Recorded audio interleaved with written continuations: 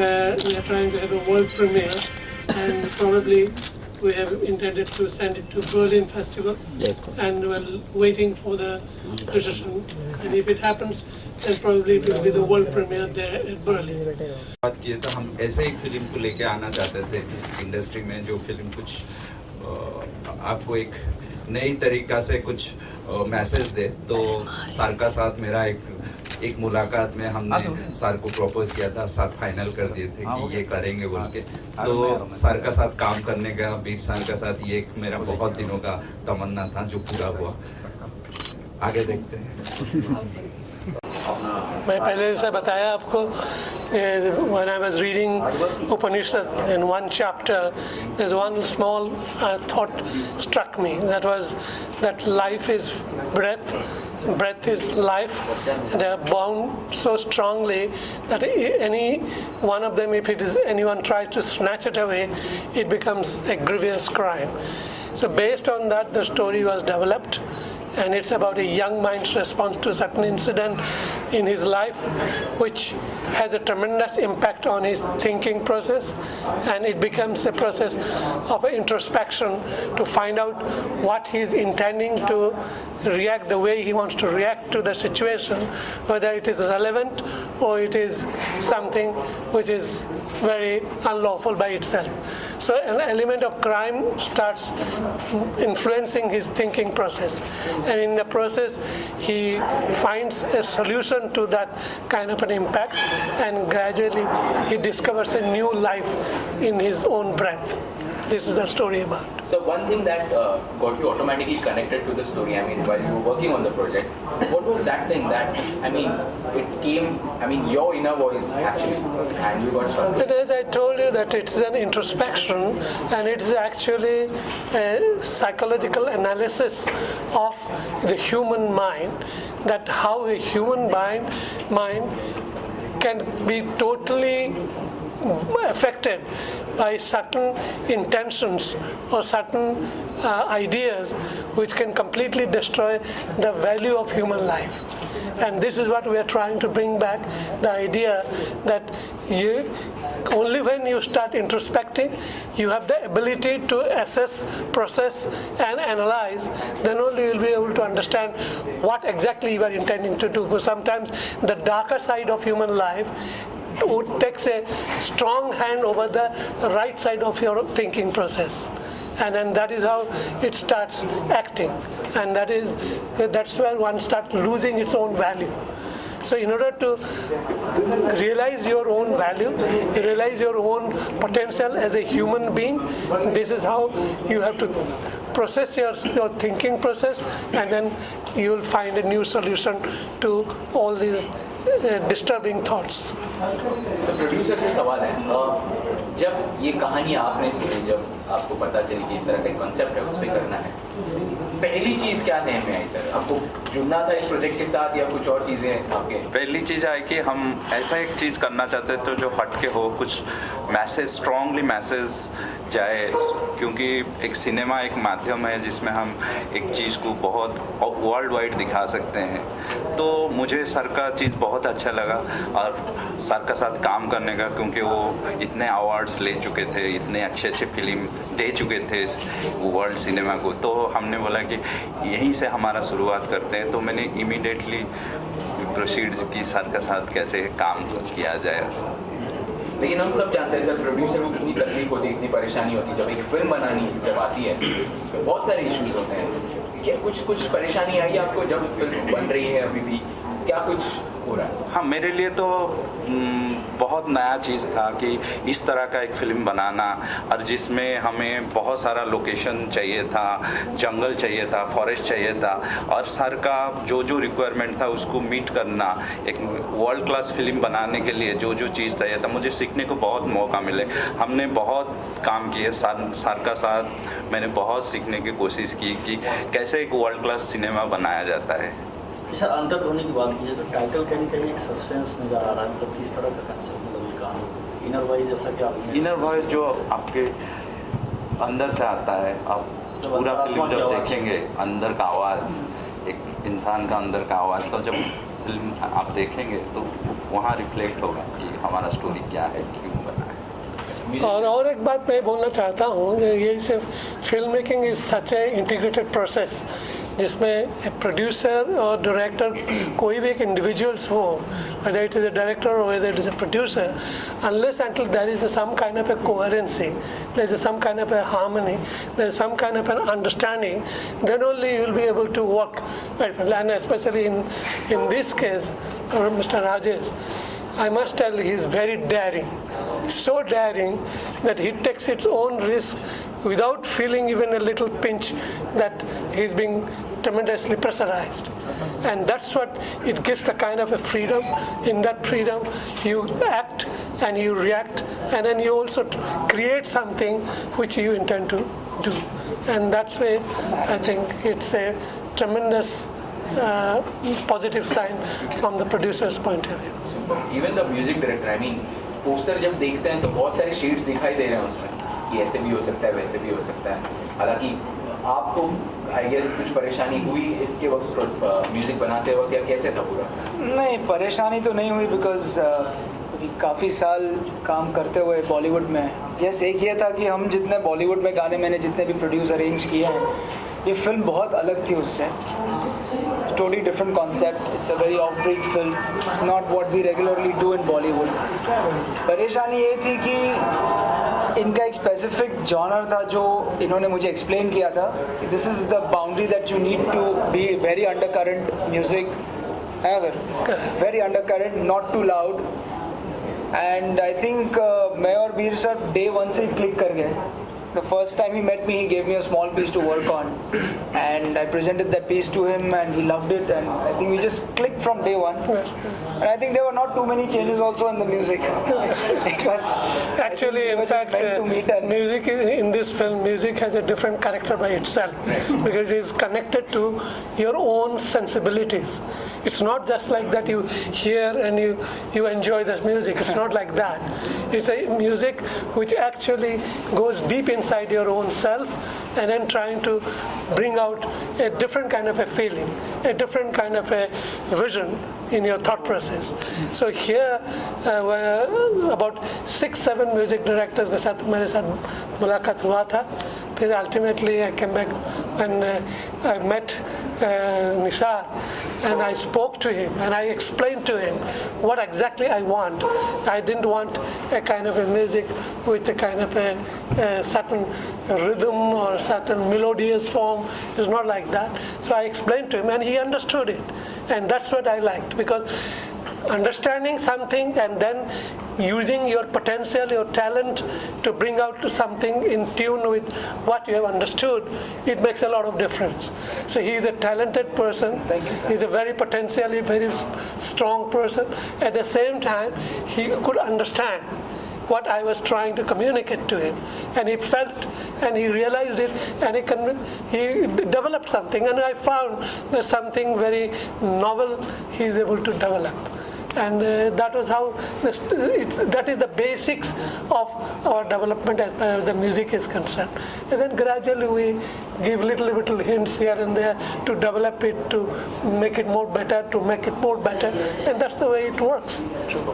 Producer sir, आपको कैसा लगा म्यूजिक जब आपने सुना या कुछ? बहुत ही अच्छा, क्योंकि हम लोग पूरा काम कर रहे थे, जब भी काम कर रहे थे वो सबसे अच्छा पार्ट लगा कि हम ये वो बहुत, क्योंकि जब वीर सर के साथ डिस्कस हो रहा था तो सर बोल रहे थे कैसे करेंगे, क्योंकि बहुत सारा म्यूजिक डायरेक्टर के साथ हम बैठते थे. ये एक दिन फिर निषाद जी का मेरा पहले से दोस्ती थी, तो मैंने ऐसे ही निषाद जी को कॉल लगाया कि आप आ जाइए बैठते हैं.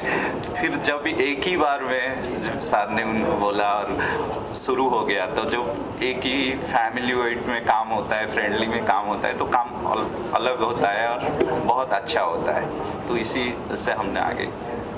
Veer sir, one last question to you actually. You are a part of the industry since a long time. You did a lot of films. So what do you feel about the way the commercial cinema is growing nowadays, and also we see a lot of parallel cinema also evolving. ऐसा नहीं है कि लोग सिर्फ commercially देखते हैं, कि और भी तरह की भी फिल्में आई हैं, नॉट जस्ट बॉलीवुड. पर अगर हम मराठी फिल्मों की तरफ जाए, Bengali cinema, Gujarati films for that matter, ये भी इवॉल्व हो रहे हैं. So what are your thoughts on this growing this thing? See, you look at cinema as a kind of a language. Now, when you think of a language, your main concern is how to reach to the people.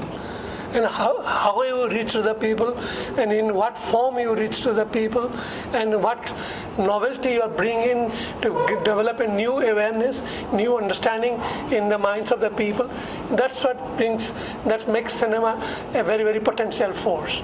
And that is how India has been a tremendous country with so much potential, so much talent, that they are able to create a lot of credibility in terms of this language. But I still feel the language needs to be still developed, because that is the clue on the basis of which all the talented people will find a new form of expression within themselves. It's not the question of you like it, so that is the end of it. It's not that. If you like it, why you like it, what is the nature of its liking, and what is the credibility of that liking, and what is the capacity of your reasoning power which makes your liking to be so valuable. So how valuable is your liking will help cinema also to grow. And that's what I look at.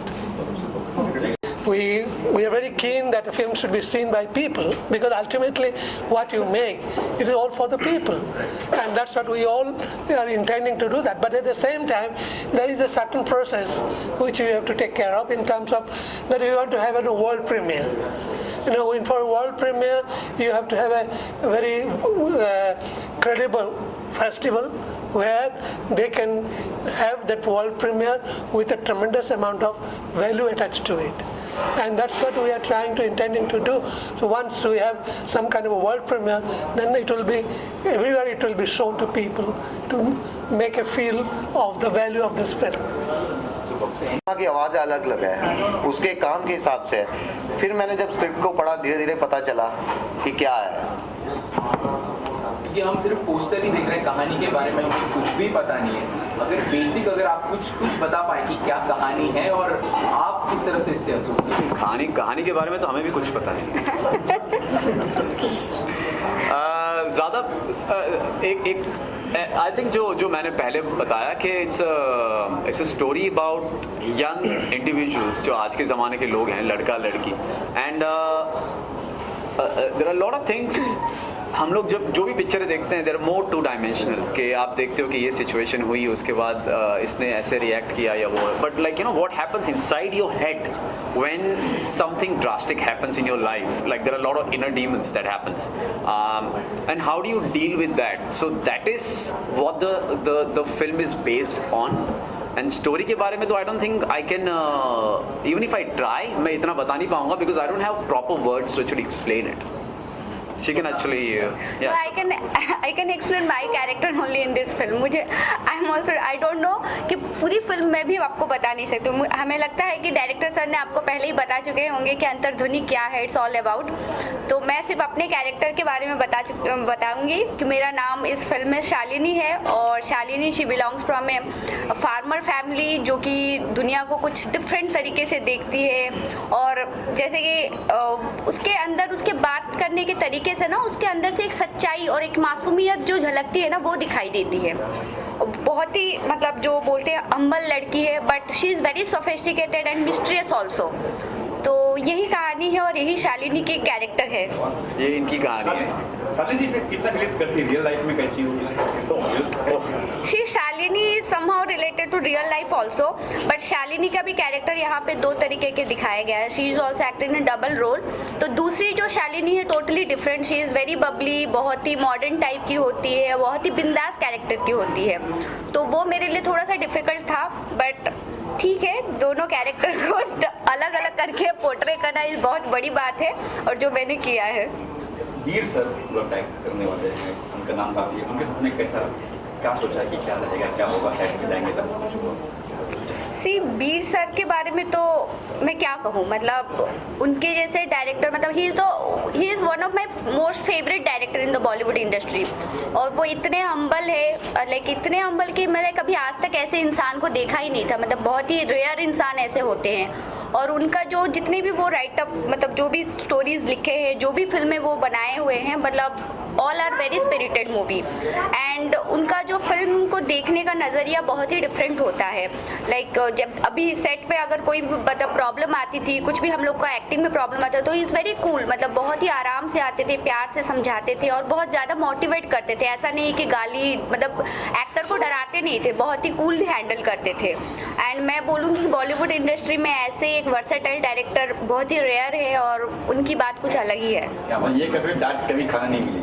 नहीं, कभी नहीं मिली। Actress को तो नहीं मिली, लेकिन दोनों lead actress को कोई गाली या कुछ ऐसे नहीं ऐसा नहीं हमारा एक्सप्रेशन ऐसा है, but we didn't actually get any गालीज और anything. Like she is absolutely right. B sir is I think उनकी बहुत सारी क्वालिटीज़ हैं, but when you actually meet him, when you spend time with him, तो ऐसा लगता है कि some qualities really stand out, such is his energy level at this age. He never sits down. Like हमारे पैर दर्द कर रहे हैं, कुछ भी है, चेयर पर हम बैठ जाते थे आधे एक घंटे के बाद, but he never sits down. मतलब जितने भी एडीज थे वहाँ जो यंग थे 25 ईयर या 6 ईयर ओल्ड, उनके साथ काम कर रहे थे, वो सबको भगा के रखते थे। वो शाम को सबकी हवा निकल जाती थी उनकी, और ये सर चलते रहते थे, कुछ देखना है, शॉट लेना है, कहाँ से दूर दूर जंगल में चले जाते थे, वो पीछे भागते थे। Is always focused towards जो भी शॉट लेना है, there was no compromise, very focused towards what he wants. And he is the only person जो सुबह 4 बजे से उठते थे और रात के 11 बजे तक काम करते थे। बाकी हम लोग सब सेट में लेट पहुंचते थे, वो सबसे पहले पहुंचते थे। इवन इफ आर्ट डायरेक्टर से पहले सर पहुंच जाते थे कहाँ पे क्या लगेगा देखने के लिए। अच्छा, रियल लाइफ में कभी आपके अंदर आपने कुछ कहा हो कि यार ये क्या हो गया? रोज कहती है, जैसे फॉर एग्जांपल अभी क्या कर रहा हूँ मैं। और बाकी दोनों, अगर आप दोनों भी प्लीज बता दें क्या कह देखो, आपके अंतरात्मा क्या कह रही है? सबकी अंतरात्मा कहती है कि कुछ मेरी अंतरात्मा कहती है कुछ अलग काम करो, कुछ डिफरेंट हटके काम करो। मूवीज़ में जो भी है, हमारी जो प्रायोरिटी होती है सबकी लाइफ में, तो मैं जब भी सोचती थी कि कैसी फिल्म करूं, ये करूं, ग्लैमर रोल आजकल जैसे नॉर्मली करते हैं, बट अंतर्ध्वनि समथिंग डिफरेंट था। तो मुझे लगा कि अंदर से जो आवाज़ आई कि नहीं, ऐसी एक फिल्म में काम करो जो आपको बहुत कुछ सीखने को मिलेगा। इतने बड़े डायरेक्टर के साथ काम करे और आपका जो कैरेक्टर है लोग बहुत ही बारीकी से देखेंगे कि हाँ किसी ने एक्टिंग की है कुछ। आखिर में क्या कहना चाहेंगे ऑडियंस से अंतर्ध्वनि? ऑडियंस लाइक जो सब लोग कहते हैं कि please go and watch the film when it releases, और वो टिपिकल डायलॉग रिपीट नहीं करना चाहते कि अलग पिक्चर है, बिकॉज आप रेड द स्क्रिप्ट यार। अब टेलिंग यू कि पहले तो सिर खुजाने लगते हैं, 3-4 बार तो पढ़नी पड़ती है, तब पता थोड़ा बहुत समझ में आता है कि क्या है पिक्चर के अंदर। And it's not for every one, it's a very good attempt to actually explore human psyche. Psychological student है, फिजिक्स की स्टूडेंट है, और लाइफ में कभी कभी कुछ ऐसी चीज़ें हो जाती हैं where you lose control over yourself. So I don't think, और अगर ऐसा कुछ दिखाया भी है तो वो साइकी लेवल पे, साइकोलॉजिकल लेवल पे कभी नहीं दिखाया है। So that way this is something that has never been attempted before. So I just recommend that when you see the trailer and when you see the rushes and everything, I think जो typical जो वर्ग है जो ऐसी पिक्चरें देखते हैं, that definitely will appeal to them, and I encourage everyone to go and watch the film and support us. That's pretty much it. अगर किसी को देखना है ना, मतलब उनका फ़ोन साइलेंट करना पड़ेगा, एंड वो कभी भी जाके बाहर निकल के एक पॉपकॉर्न खरीदने के लिए नहीं सोच सकते। अगर एक सिंगल सेकंड भी मिस करते हैं तो समझने में उनको बहुत डिफिकल्ट है। बहुत ही इंटेलेक्चुअल लेवल पे है। ऐसा नहीं है कि गाना है तो 5 मिनट में जाके वॉशरूम से आ जाओ, ऐसा नहीं है। पूरी पिक्चर को स्टार्टिंग से लेके एंडिंग तक देखनी ही पड़ेगी। ये पकड़ के आप पकड़